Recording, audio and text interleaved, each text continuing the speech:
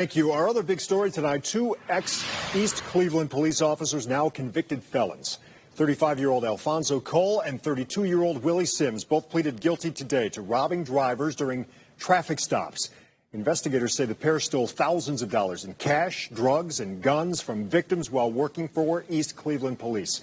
Prosecutors say the pair targeted drivers during 2020 and 2021. Cole also pleaded guilty to unrelated weapons charges, both now scheduled for sentencing next month. And they are just part of a shocking number of former and current East Cleveland cops accused of crimes, 18 in the last year, including the former police chief.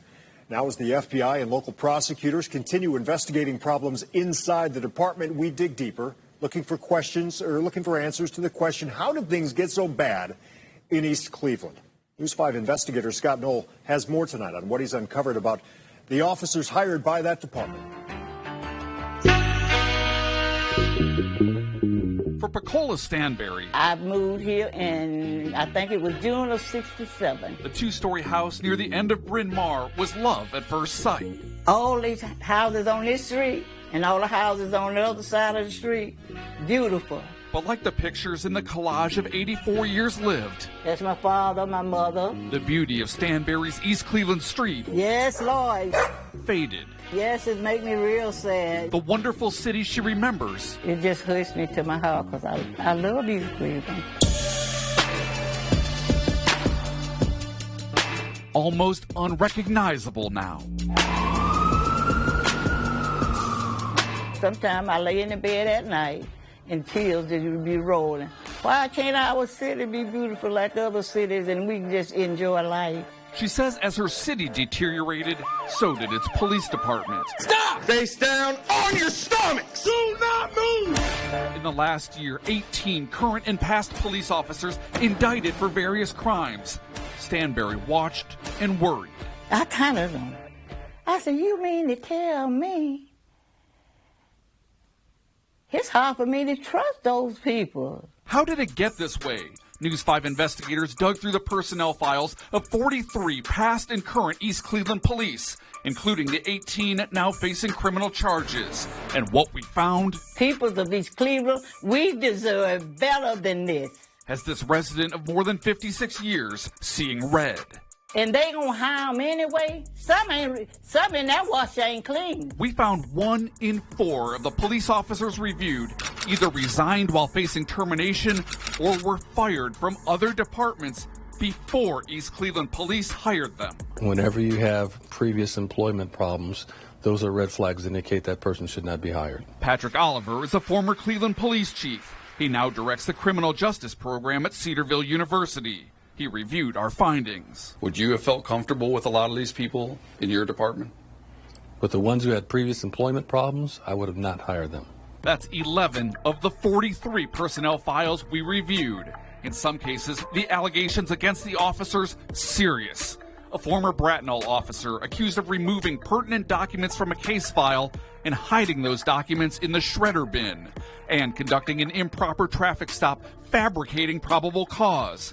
Or a former Mentor police officer, fired after investigators found he purchased alcohol for his underage girlfriends and their friends, neglected his duty, and showed a, quote, propensity to lie to protect himself.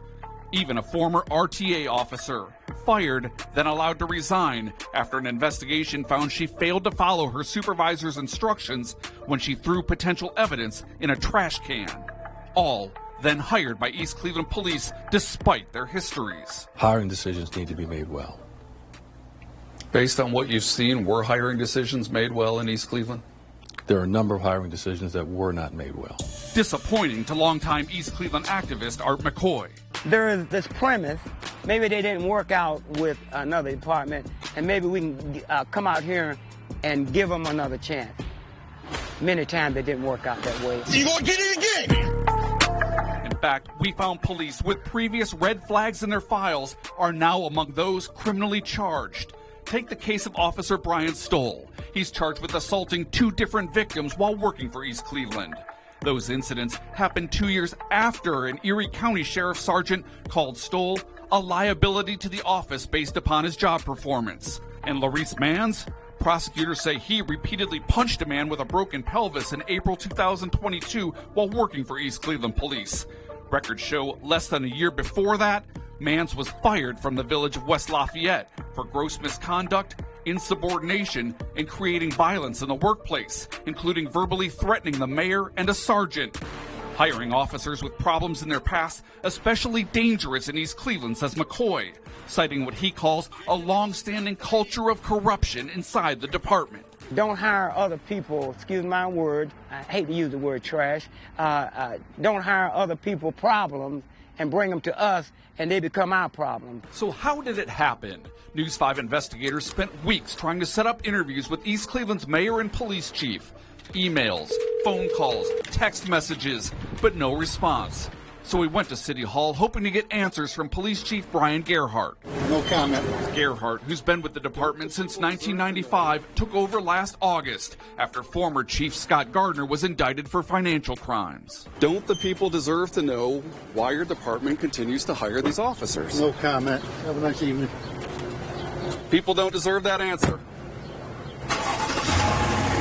Mayor Brandon King. Mayor, don't the people deserve to hear from you? He didn't even stop when he saw our camera. No comment from the leaders of the city, where longtime residents like Bacola Stanberry say they feel like prisoners in their own homes. You're scared to go down another street because ain't nothing but abandoned houses. You don't know who gonna jump out and rob you. We can't do that here. Despite its issues, Stanberry remains optimistic that the dark clouds over her city will lift and her prayers for East Cleveland will be answered. East Cleveland, we need to do what thus say the Lord and do the things that is right. Thank you, Lord. Oh, I thank and praise your holy name. A better tomorrow, somehow, someday. East Cleveland gonna come back, but I hope I live to see it.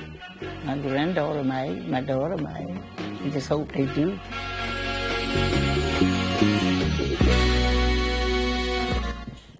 The remaining 16 officers facing indictment all pleaded not guilty to the charges against them. The first trials in those cases are scheduled to begin later this month.